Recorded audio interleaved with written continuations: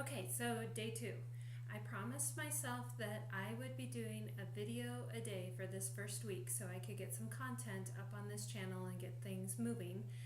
I thought I was going to do Young Living classes this first week because I already have the scripts all written out from classes I do in my home, but I decided instead today to give you a little flavor of what I'm talking about with talking about devotional type or life self-improvement type talks that we're going to do. So this is something that has been going around in my head for a while. I thought for a while that I would do a blog post, and for me video is just faster and easier, so I decided I'm going to do video instead.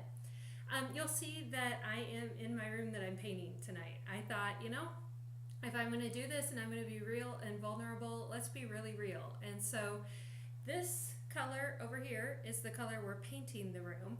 This blue color, way over here, is the color that this room has been for, I don't know, probably going on 8 years.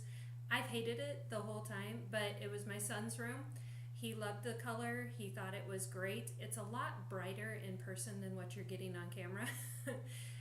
He thought it was great, so I left it. But he has now moved on. He's got college and apartments and things, so I decided to turn this room into an office, and I'm going to paint it a color that doesn't hurt my eyes.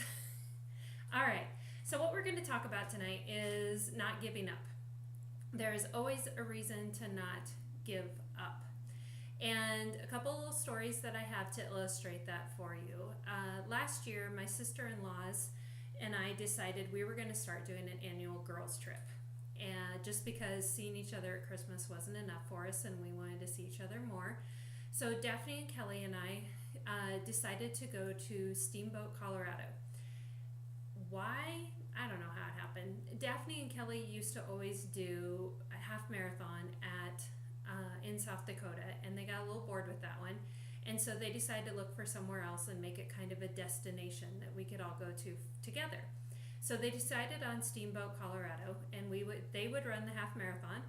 They tried to convince me to walk with them, and walking 13 miles just doesn't even sound fun to me. I do like to exercise. I do exercise. I just don't run. I'm not a runner. That's not my gig. So anyway, I went along for the ride to see the scenery and to spend time with them. So part of our adventures that weekend, because we like to make adventures out of these trips that we've started doing, we decided to hike to the top of Fish Creek Falls at Steamboat.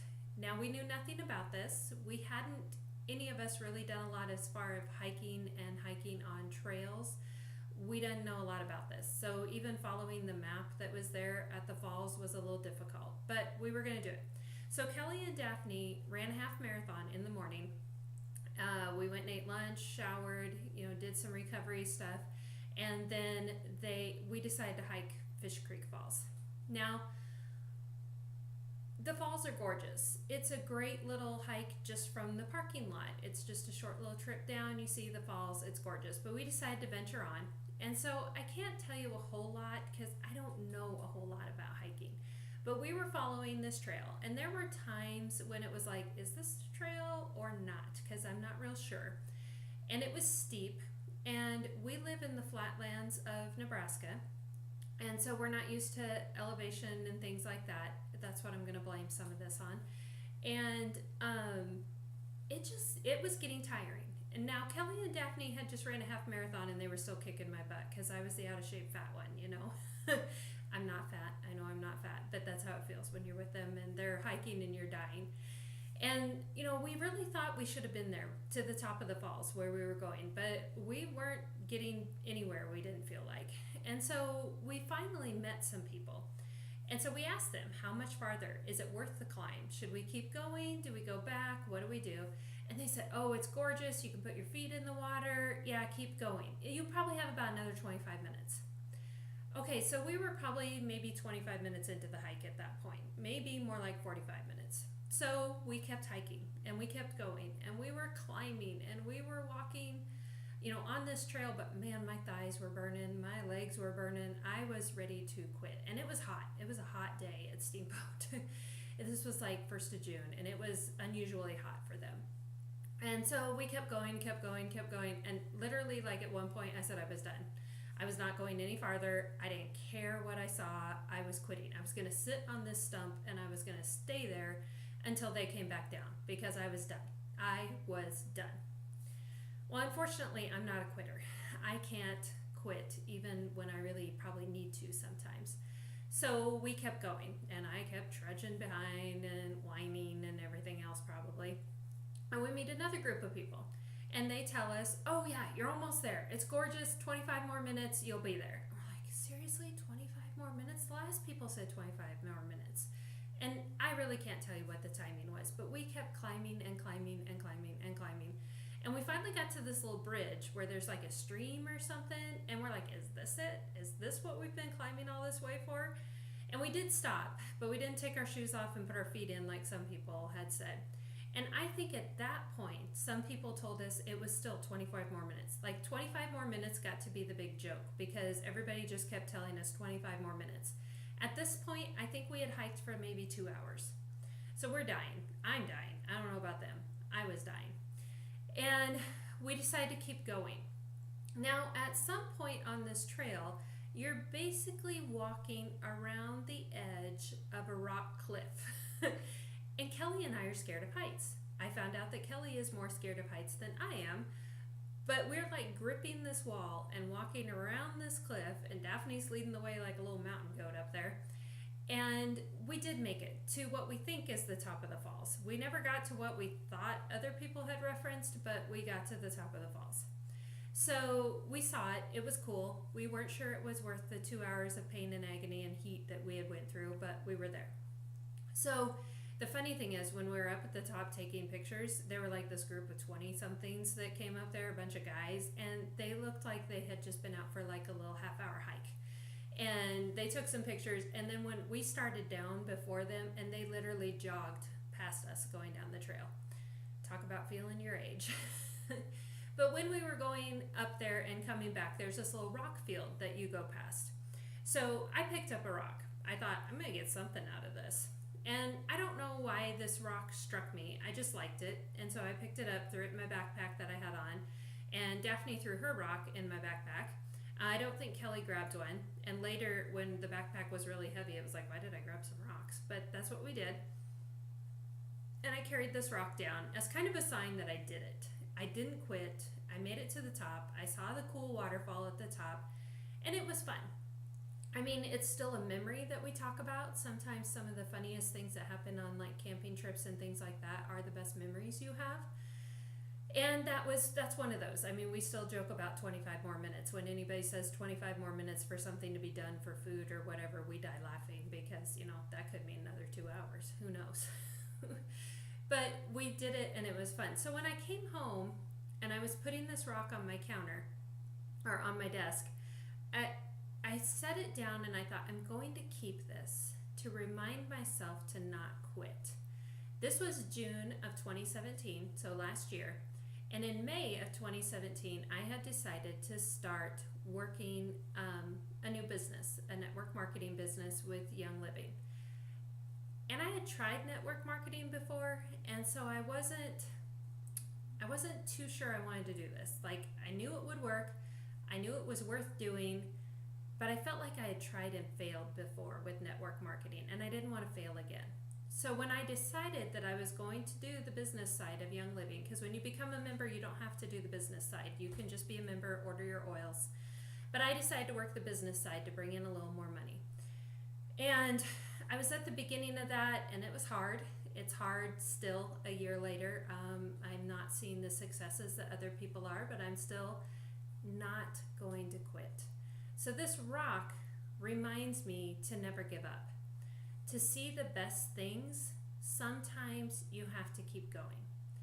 To see what's actually happening, you can't give up because you're never going to succeed if you quit. If I quit, I am never going to get to Royal Crown Diamond in Young Living. That's guaranteed. Once I quit, that's over because I won't try it again.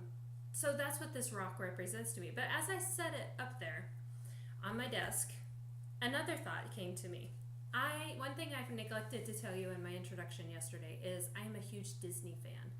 Love Disney movies. we'd throw out quotes about them all the time.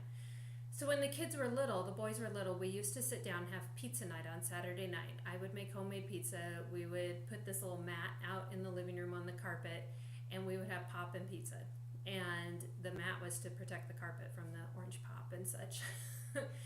But one of the Disney movies that I loved, that I found out later from my boys, actually traumatized them as children because they didn't love it, and they could have told me, but they never did, was Bug's Life. A Bug's Life. So when I set this rock on my counter, I don't know if any of you are familiar with Bug's Life. I'll give you a quick synopsis if I can here. But it reminded me of a scene in the movie, and basically it's a rock.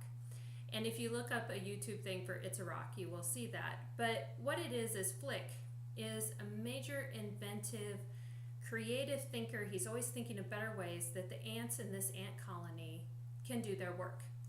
Unfortunately, like most inventions, they don't always work. And so people just don't listen to him anymore. They don't want to help him anymore. They don't want Flick to help them anymore either. And so the ants are gathering all this food for their annual gift to the grasshoppers, who come and expect payment every year. Basically, the grasshoppers don't work, the ants work for them. They come and get the food, and as the mantra is in A Bug's Life, it's they come, they eat, they leave. So they're gathering all of this. Well, before I get there, I almost gave away a plot point, not yet. There's a point where the little princess ant, Dot, who is very tiny, she doesn't have her wings yet, she gets picked on by a couple of other boys. And she gets frustrated because she wants to do what they're doing, and she's never going to amount to anything, and her big sister gets to be princess, and what is she going to do? So her and Flick have this conversation, and Flick is trying to encourage her, and he's looking for a rock. Actually, he's looking for a seed. He's looking for a seed, and he can't find a seed. He can't reach a seed at this point, even though they're harvesting. And so he picks up a rock, and he hands it to Dot, and he says, pretend this is a seed.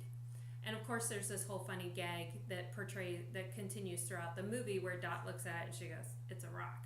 And he's like, pretend it's a seed. And she's like, but it's a rock. And he's like, I know it's a rock, okay? So, and what he does is he tells her that this seed represents her. That inside this seed is everything that the plant needs to grow and to produce a harvest. It's all in here, even if you can't see it yet, and it's just a tiny little seed. And he tells Dot that that's the same thing with her. Everything that's within her is already there, that she needs to succeed and to be something. It's just got to take time and, a little watering, a little feeding. You've got to have the elements impacting you for you to be able to grow and be what is all there already inside of you. So that's kind of the big thing then throughout this movie, is that Flick actually destroys the gift that they have for the grasshoppers. He gets kicked out of the colony. He decides he's going to go find other bugs that are going to help them beat the grasshoppers. Well, if you haven't seen Bug's Life by now, I'm not worried about ruining anything for you because it's been out for over 10 years. You should have seen it by now. If you haven't, you can go watch it after this. But I'm not ruining anything because you should have seen it by now. So what he does, though, is he ends up hiring circus bugs to come back to the ant colony to fight the grasshoppers. Well, the circus bugs don't know what they're coming back for. They think they're coming to do a performance, and they're hiding out from other people. So it's this whole misconception. And when they both discover what's happening, they decide to keep it under wraps, and they're going to make this thing work. They're going to defeat the grasshoppers, maybe. And Flick comes up with this great plan, an idea of how they can do this. Well, eventually the grasshoppers come back, the plan falls apart, everybody finds out that the circus bugs are circus bugs, and that Flick has hired them, and Princess Ada kicks Flick out of the colony permanently. Sends the circus bugs away, and they're just going to get this ready for the grasshoppers. They're gonna take care of this. It's all going to be good. Well, unfortunately, the grasshoppers come back, and they find out that their gift is not ready yet. They take the whole colony hostage. They're going to squish the queen. All of this. So who escapes? Dot. Dot ends up escaping, And the wings that she couldn't get to work the whole movie, she's able to get them to finally fly. And she flies after Flick, and she flies after the circus bugs, and she finds them. And Flick is sitting in the circus wagon, and he's despondent. You know, he's crushed. He's ruined everything. He's a big failure. He couldn't impress the princess who he loves. You know, he is at the lowest of the low and doesn't believe in himself, doesn't believe anything he's worth, that nothing is happening. And Dot tries to tell him, you know, they're going to squish my mom, and this is happening, and they're going to kill everybody. And he's like, I can't help. I tried. It's not going to work. I'm done.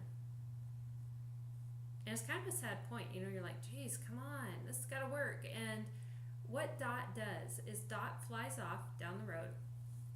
She picks up a rock, and she brings it back, and she sets it beside Flick. And she looks him in the eye, and she says, pretend it's a seed. And Flick and Dot have this moment where they look at each other, and they're like, yeah, I can do this. And I can do it really good, because everything I need to do this is already inside of me. Okay, so of course, the funny thing is, the circus bugs are like, what's with the rock? I don't know. Must be an ant thing. So they decide it must be some, you know, ritual for the ants. So of course, they go back, the plan works, they save the queen, they save the princess, everybody finally believes in Flick. He's got this esteemed position in the ant colony. Dot is able to chase the boys who were bullying her at the front of the movie, you know, ta-da, everything's great. And at the end, when the circus bugs are leaving, they're going to go on their journey, because the circus bugs also learn that everything they need is always inside of them too. So that was an important part of the movie too. But at the end, they decide to present a gift to the queen, and they come and they flourish this gorgeous gift, and it's a rock. And we get it, because we know what's happened, and we know the significance behind the rock. But the queen is looking at him going, what the heck is up with the rock? You know? So it becomes the rock, that's a seed, becomes a gag through the whole movie. But that's what stuck with me when I got home, and I put this rock on my desk, more as a reminder of what I did on that trip, because I didn't mention, I forgot one key point. I broke my toe the night before we were to leave for Steamboat. It was black and purple, and I was applying all sorts of oils to it, you know, on the way out there. It throbbed, it hurt, and I did a 3-hour hike up a mountain and back down with my toes nailing the bottom of the shoe all the way down this steep hike. And really, it didn't bother me that much. I felt it more when I got home and took the shoe off. But, you know, it was a reminder of what I could do if I didn't quit, and what is possible if I didn't quit. So that's my talk for today. Don't quit, because you don't know what's around the corner. You don't know the beauty of the waterfall at the top of the mountain that is awaiting you. You don't realize that everything you need to get through whatever is happening right now is right here inside of you. And maybe what you need to do right now is not dig down deeper and be stronger, but maybe what you need is the courage from inside to reach out to a friend, to reach out to someone who is going to listen to you and say, hey, can you help me through this? Do you know how to get through this? Etc. So I'm just saying that whatever you need in this moment is inside of you, and you need to remember that, and you need to think, what is it I need? If you need an encouraging word, reach out to somebody and say, I need an encouraging word. For me, what's inside of me that's always there is Jesus Christ. And he is there, and he's going to help me. The Bible says that he even prays prayers that I can't pray myself because I don't know what to pray for, that he lifts up those prayers from my heart to God's ears. So everything I need is right here inside of me. And I shouldn't give up, and I shouldn't quit, because I don't know what's just 25 minutes down the road. I don't know what could happen in the next 25 weeks, the next 25 months. I don't know what is happening. As long as I don't quit, I will find out. Okay, so maybe go out in your driveway, go out in your street, grab a rock. And when you look at that rock, just think to yourself, it's a rock. And that's all you have to remember, because if you remember that the rock represents the seed and the seed represents everything inside of you, you'll be able to keep going and you won't quit. And that's what I really want you to just remember today from this, is just don't quit. Don't ever quit. Whatever is going on, don't